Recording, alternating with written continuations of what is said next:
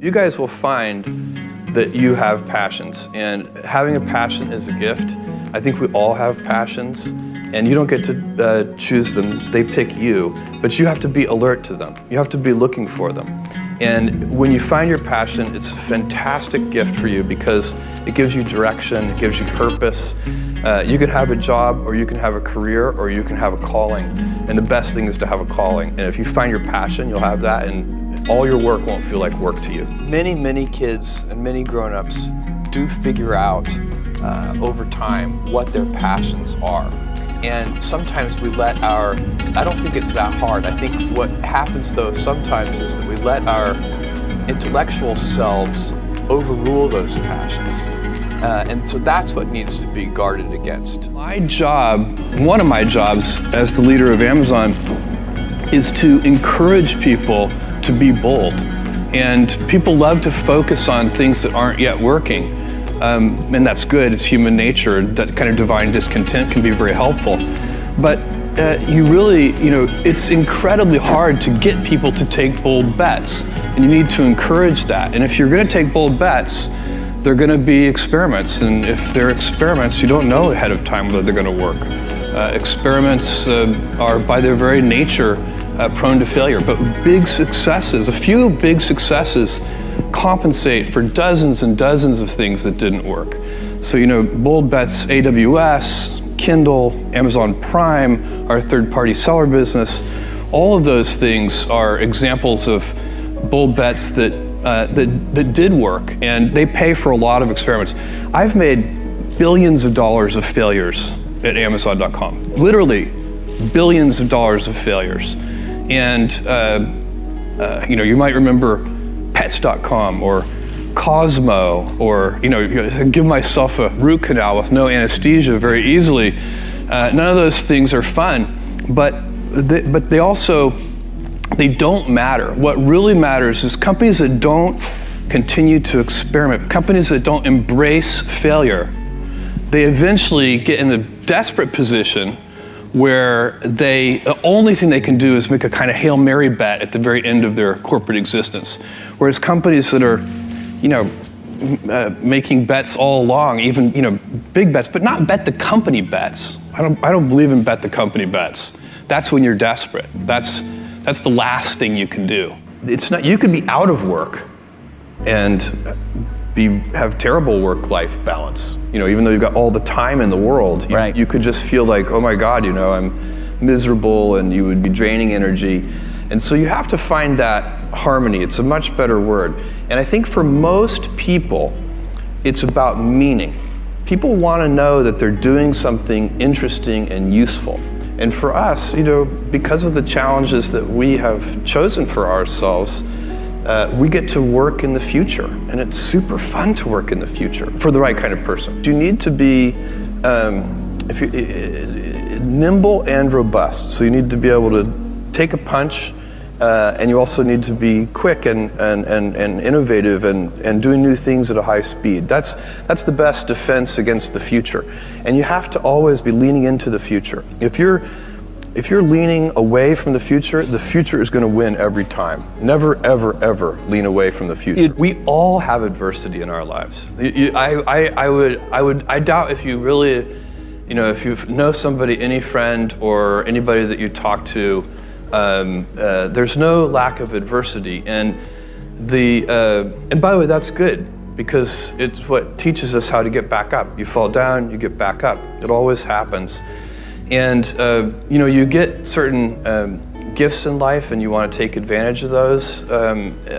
But I guess my advice on adversity and success would be to be proud not of your gifts, but of your hard work and your choices.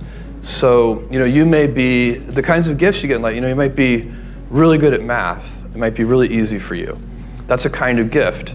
But practicing that math and taking it to the next step, that could be very challenging and hard, and take a lot of sweat.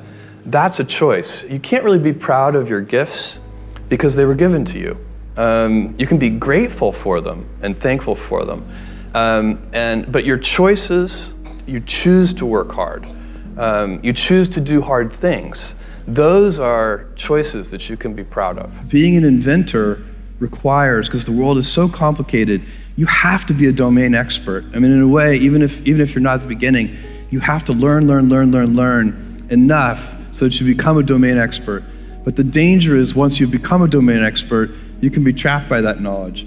And so inventors have this paradoxical ability to have that 10,000 hours of practice and be a real domain expert and have that beginner's mind.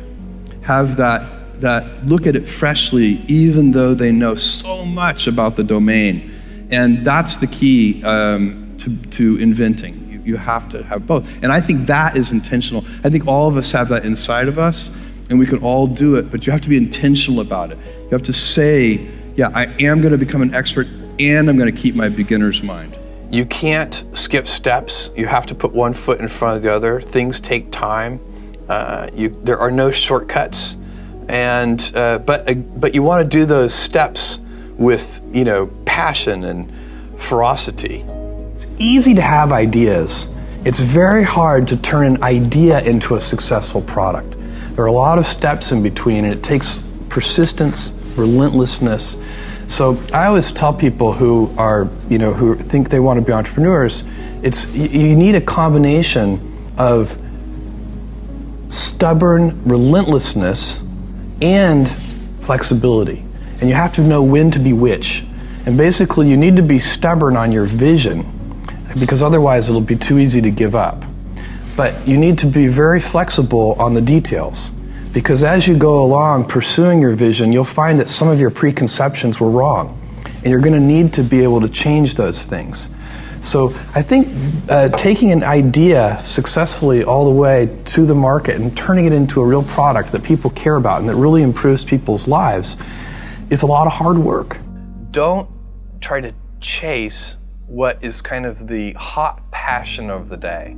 I think we actually saw this, I think you see it all over the place in many different contexts, but I think we saw it in the internet world quite a bit, where at the sort of peak of the sort of internet mania in say 1999, you found people who were very passionate about something. They kind of left that job and decided, I'm going to do something in the internet, because it's it was almost like the the 1849 gold rush in a way. I mean, you find that people, if you go back and study the history of the 1849 gold rush, you find that at that time everybody who was within shouting distance of California was they might have been a doctor, but they quit being a doctor and they started panning for gold, and that almost never works. And even if it does work, according to some metric, financial success or whatever it might be, I suspect it leaves you ultimately unsatisfied. So you really need to be very clear with yourself. And I think one of the best ways to do that is this notion of projecting yourself forward to age 80, looking back on your life and trying to make sure you've minimized the number of regrets you have. That works for career decisions. It works for family decisions. Do you want? I have a 14-month-old son, and it's very easy for me to, if I think about myself when I'm 80, I know I want to watch that little guy grow up.